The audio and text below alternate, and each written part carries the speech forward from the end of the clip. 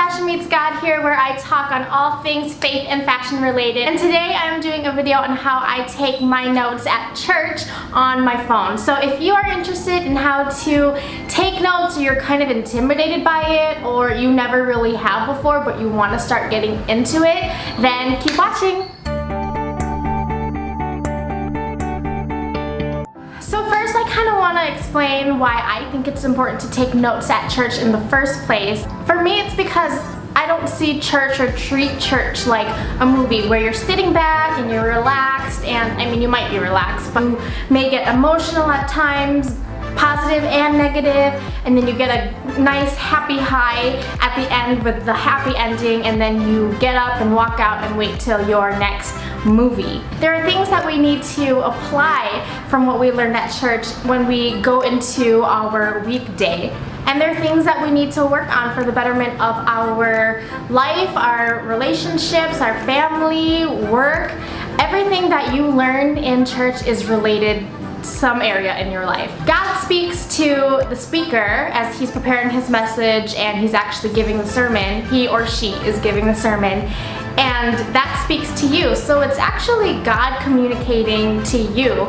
It's not a passive thing, but it's a lively matter. I practically treat church like it's school. Pastor is the teacher and the sermon is the lesson, and I'm just taking it all in. So this is how I take notes on my phone. Now I usually, ever since middle school, I've been using a notebook or a journal. However, I do tend to forget my journal sometimes at home, so I just whip out my phone during the message, and that's where I start taking notes. So this is how I take notes in my phone, and pretty much how I take notes in my journal as well. Alright guys, so this is my notes section on my iPhone where I always type my notes out during service.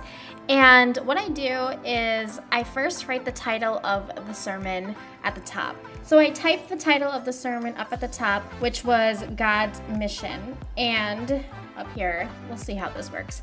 And then I go ahead and write the church I'm at and the pastor's name. I'm kind of new at this church in the Philippines, so I kind of forgot the pastor's name. But typically, I would write the pastor's name, and I write all that information down purely because I do listen to sermons and other messages throughout the week. And I just want to make sure that I am, kind of when I look back and reread my notes, I know where I was and who was speaking and kind of give credit where credit was due. So then I write down most of the slides. If I put it in a slide, then it must be important. I typically don't pressure myself to type every single word verbatim or copy every single slide, because if I get caught up in that and, the sentence structure, getting that perfect or trying to get every slide, then I slightly become stressed out and I lose out on the value and the information that he or she is giving. So I do a lot of bullet points and line breaks, as you can see throughout my notes here. So this was a slide and this was a slide. And then here you can see all the line breaks that I do. It just looks more, organized for me. I write down most Bible references.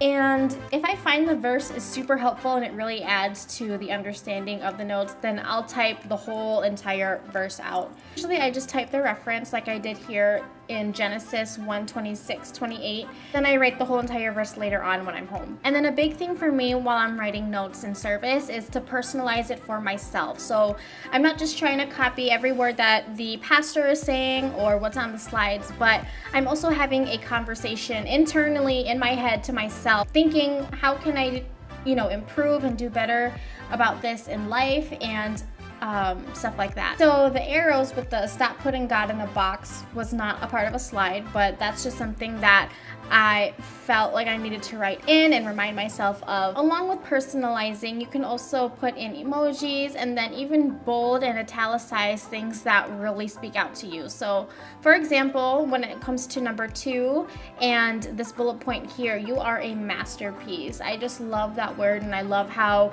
God really sees us as a masterpiece. Italicized it and I bolded it, as well as here in number 3 where it says God's mission is our mission. And I bolded this entire section because this is just something I know I need to work on. And the pastor mentioned how Peter said, I may not have gold and silver, but I do have Jesus Christ.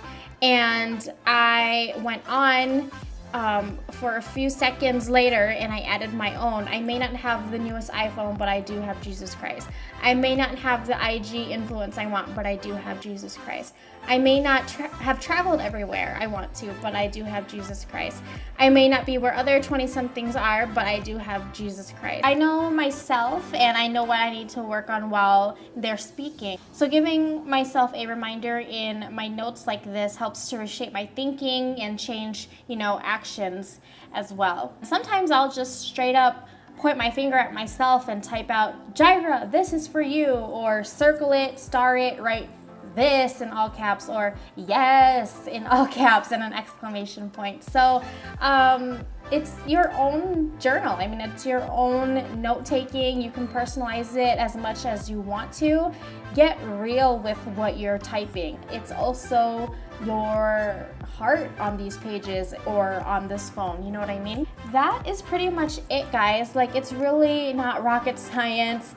I didn't even know if I should do a video on this because it feels like it could be a no-brainer, but I know that when I first started, I felt awkward for some reason. Like, I didn't know how to take notes in church. And unlike school, it's awesome actually looking back at your notes from church. I reread my notes from years ago and still remember what point I was in life and how much I grew since then. Or I reread something and realize that I still need to apply this lesson from years ago with what I'm going through in life currently. So it's really awesome later on just to see where you've been in life as well as how God has been, kind of speaking to you and working in your life as well. Thank you so much for watching. I hope this was helpful and valuable to you. And until the next video, I will talk to you guys later. Bye.